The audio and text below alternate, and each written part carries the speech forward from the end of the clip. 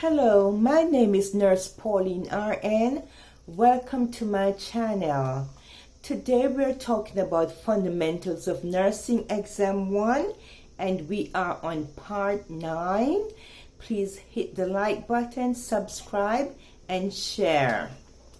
I spoke to you earlier about a PICC line. It's a PICC line. What is the definition of a PICC line? It's a peripherally inserted central catheter. You're unable to get a regular peripheral IV in your patient. Maybe your patient's veins are small. Maybe your patient has no veins, bad veins. The patient keeps losing the IV needle. The IV sites keeps continually infiltrating, so the doctor will order a PICC line for your IV fluids, your parenteral nutrition, antibiotics, medications.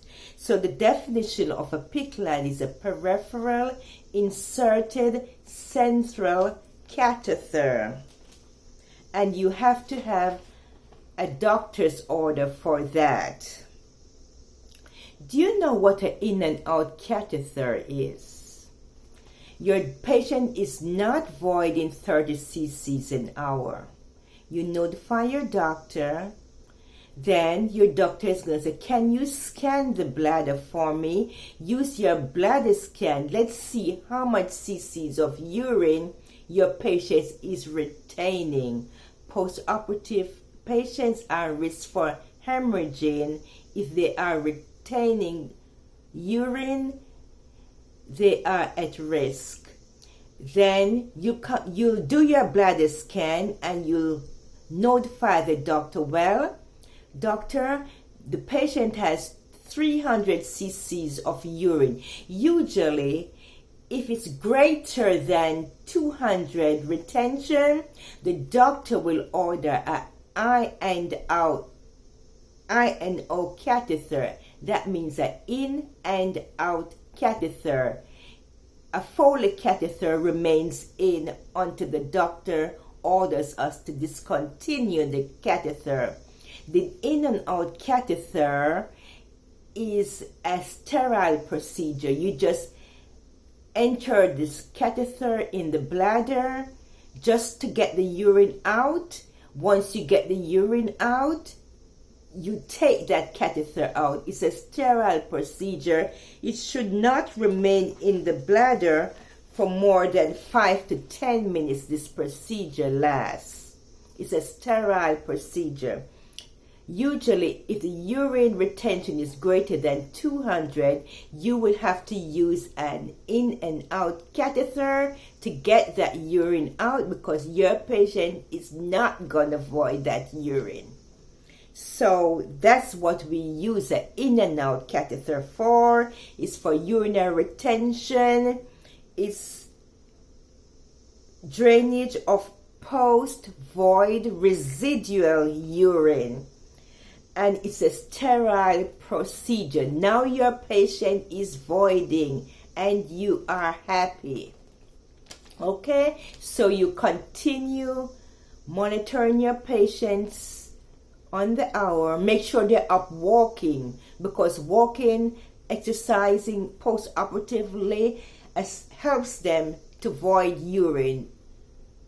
And make sure you keep your patients well hydrated, IV or oral fluids, so they are voiding urine. What are your indications for a rectal tube? Do you know why we use a rectal tube? Some patients, example those patients with C. diff, they have a lot of diarrhea. And to contain the diarrhea, you don't have to make cleaning up 1,000 times the whole bed. You just insert a rectal tube. It's similar to a Foley catheter, but it's administered, inserted through the rectum, and it's kept in a bag just like your Foley catheter bag, and we keep it on the frame of the bed.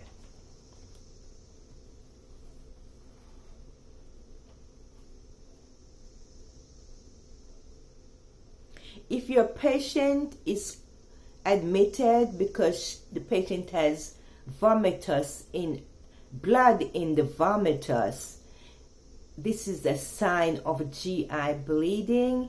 Your doctor will order nothing by mouth if we have any signs and symptoms of GI bleed.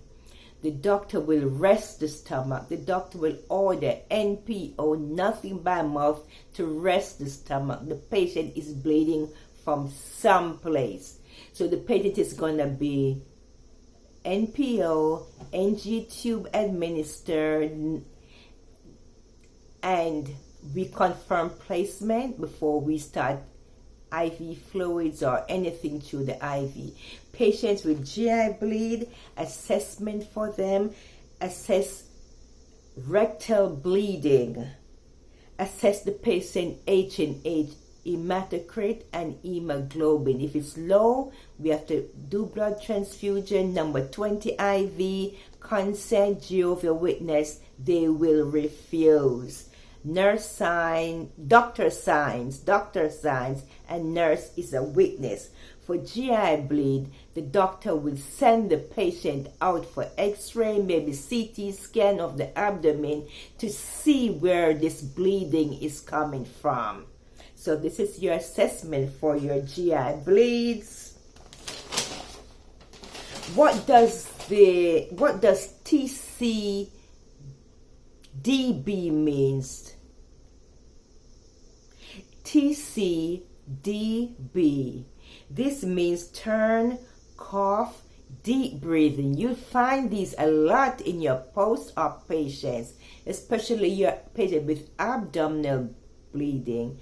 Your patient abdominals, especially your patients who have had abdominal surgeries. Turn, cough, and deep breathe for all these patients. They have to get up out of bed as soon as possible. TCDB, this prevents pneumonia. Turn, cough, and deep breathing helps with the expansion of the lungs, prevents pneumonia, helps patient to be active. Do you know why we use an Incentive Sperometer? It's a little machine gadget, that blue gadget the patient uses at the bedside. Doctors order this post-operatively for your patients. It helps to assist your patient's lungs.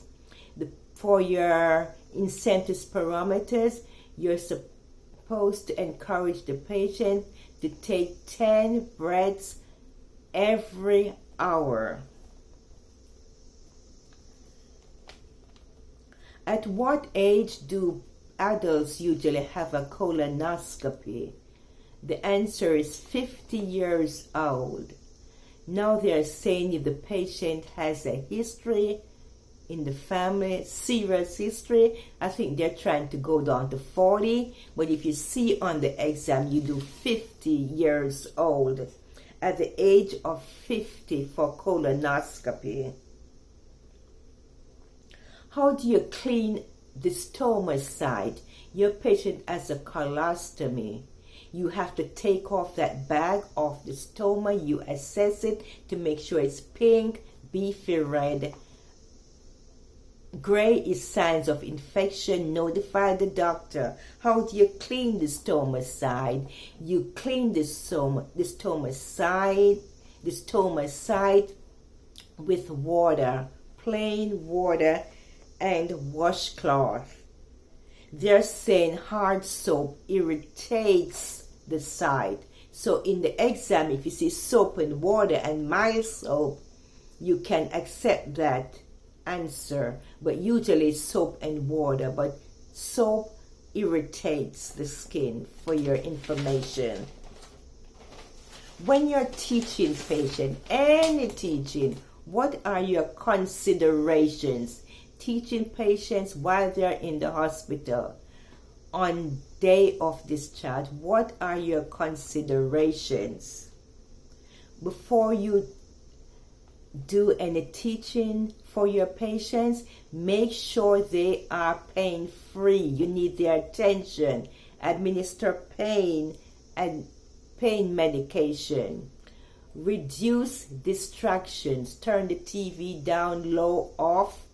We don't want the telephones. We don't want people coming in and out of the room. Family members. Decrease distractions. Patients for teaching, language barrier. We do the language line phones at the bedside.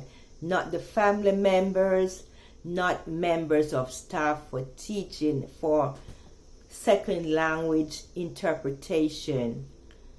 We have interpreters in the hospitals who are paid to come and help us to interpret.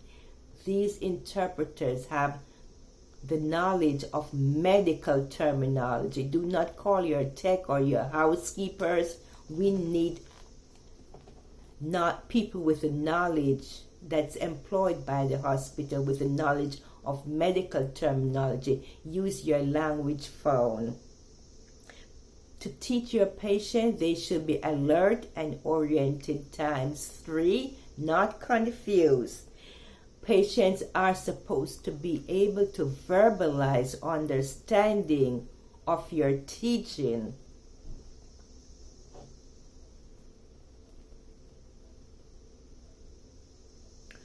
When you have your diabetic patients, when do you do finger sticks? Finger sticks are given in the hospital. ACHS. Do you know what ACHS is? Before meals, before breakfast, before they eat, all the time before they eat. Tell them to wait. Before lunch, AC, before meals, before dinner. HS is at bedside. So we check their glucose, ACHS. If we are teaching a patient's insulin injection, if we are teaching a patient's heparin injections, patient has to go home if patient is on heparin in the hospital, the doctor will order medication, for example, Lovenox injections when the patient go home.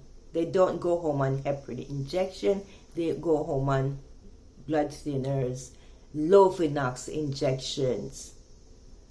Patients are going home on insulin injections.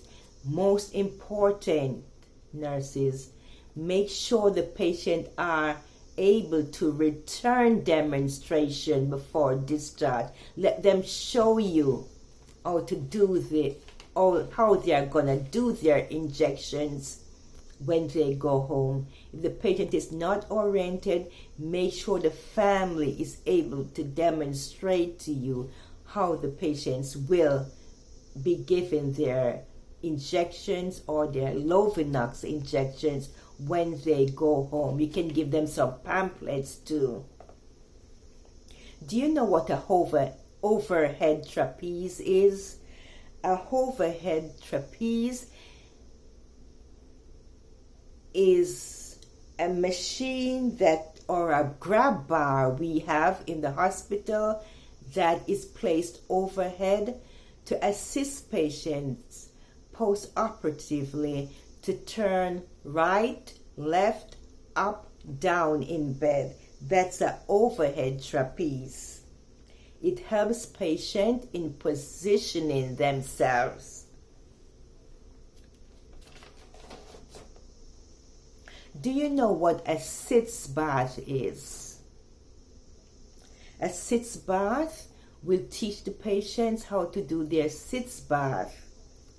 We will place this Sitz bath. It's a little bowl you place on top of the toilet seat with warm water, and the patient will sit in the bath.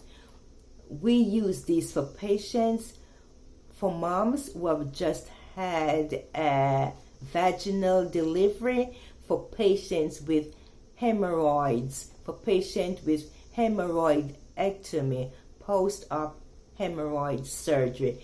Teach them before they go home, because we can give them a clean container before they go home so they can use it.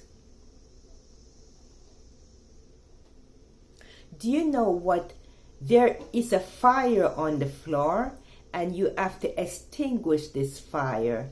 Do you know what PASS stands for? It stands for pull, aim, squeeze, and sweep. PASS stands for pull, aim, squeeze, and sweep. Please hit the like button, please subscribe, and please share. Thanks for watching. This was part 9. I will be uploading part 10 shortly. Have a good day. Thank you.